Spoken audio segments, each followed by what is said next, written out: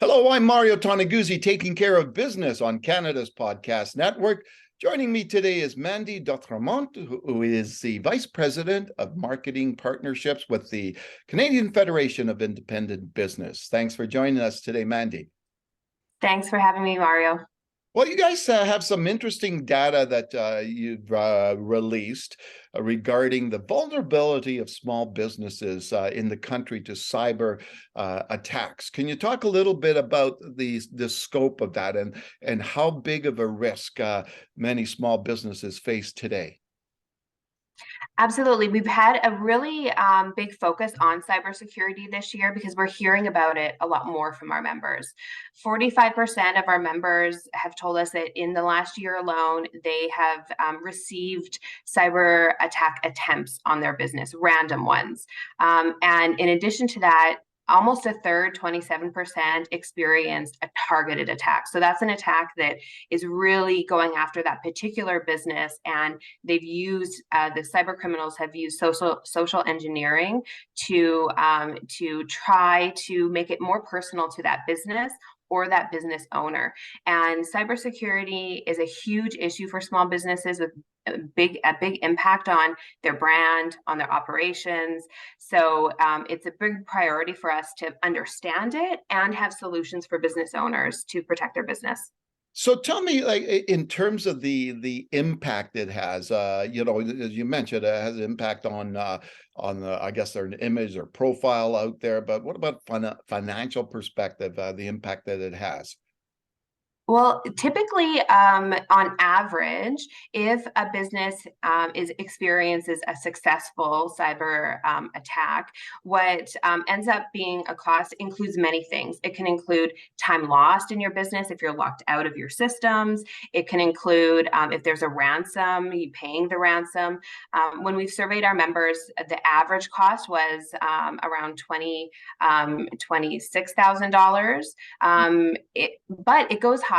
We've in our survey, there was one member who had a $500,000 cost. And Wow. just speaking to some of our members, one of them told me that they actually lost $1 million in business. So there can be really huge costs to a business, and it's important for them to protect their business from that risk. So who is most vulnerable? Is it the smaller the business is? Are they more vulnerable than, say, a bigger one that can spend time and resources in dealing with this? Well, that's a really good question because I think there is a misconception for the smallest businesses that they're not a target for cyber criminals, but they are. If you are online, if you have an email for your business, if you're watching this video, you are online, and so you could be a target for cyber criminals because they randomize them. They don't always target them, but even the smallest businesses could become a target of cyber criminals because they may be trying to get access to your employee information or your customers' information or your vendors, or even trying to access your banks through your system. So the cyber criminals are very good at figuring out a way to have your data be beneficial to them. This is why it's so important for even the smallest businesses to protect themselves. But there are some sectors in our surveys that we have identified are maybe a somewhat higher risk of seeing these attacks come into their business, particularly those in professional services and in wholesale. And it could be the nature of their business, or just that maybe they could also be paying a little bit more attention to it in their systems. And what typically are the ways that I guess a cyber attack takes place on a business? Email is definitely, I would say, the number one place. Social engineering is very common, and there are the main thing that a business can do is educate their employees. 95% of all cyber or successful cyber attacks happen because of human error. So when you know what the problem is, that gives you the power to have a solution for it. And you know you can have some control over it. So this is why cybersecurity awareness training for the business owner, but also for their employees is essential. I was actually talking to a business owner yesterday, and she was telling me that she's just taken over her business, and she doesn't necessarily know where to start in her journey to start educating both herself about cybersecurity, but also the rest of her team. So she was very excited when I told her we have a whole cybersecurity academy that we're launching today to help her on exactly that. And talk to me a little bit about that Cybersecurity Academy, what it is and what it will do. Great. So we actually partnered with MasterCard, who has cybersecurity specialists. So they worked with us to build out a series of online courses. We're launching to start with 4 courses, and they're built into little mini modules. So we are trying to make it easier to learn. The thing about cybersecurity is that it's not the most approachable topic to learn about. And it can be pretty easy for somebody who's not in the IT world to check out when you start hearing that complicated terminology that's associated with cybersecurity.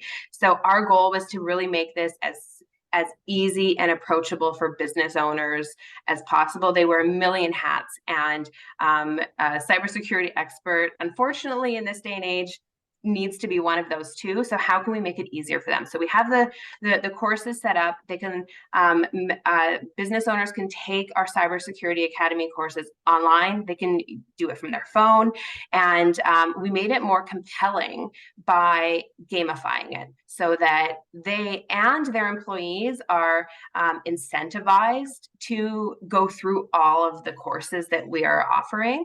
So there's prize money to be won. We have $15,500 in prize money. And there's also badges that the people participating are able to earn at the end of each course. But the really nice thing about this Cybersecurity Academy is that there's a leaderboard. So every business owner who has their employees take this cybersecurity training, they can see where their employees are at in the journey of completing the training, and reward their employees who are completing it and have a contest. And so I think there's you can add in that element of competition internally. And I think it's a great thing for business owners to think about. Q1 2023 should be the quarter that we focus on cybersecurity in our business. All right. And Mandy, where can people find more information or sign up? So they can go to cfib.ca/cybersecurity, and they will be able to find out everything they need to know about CFIB Cybersecurity Academy, about the courses. And we're also, because this is such an important topic, we are opening up a introductory membership. So even if somebody is not a CFIB member, they're going to be able to complete these courses for free. So hopefully as many business owners really take this seriously and make this part of their business plan for 2023. All right. Thanks very much, Mandy, for joining us today. Thank you, Mario. All right. That was Mandy D'Autremont, who is Vice President of Marketing Partnerships with the Canadian Federation of Independent Business. I'm Mario Toneguzzi, taking care of business on Canada's Podcast Network. Thanks for joining us today.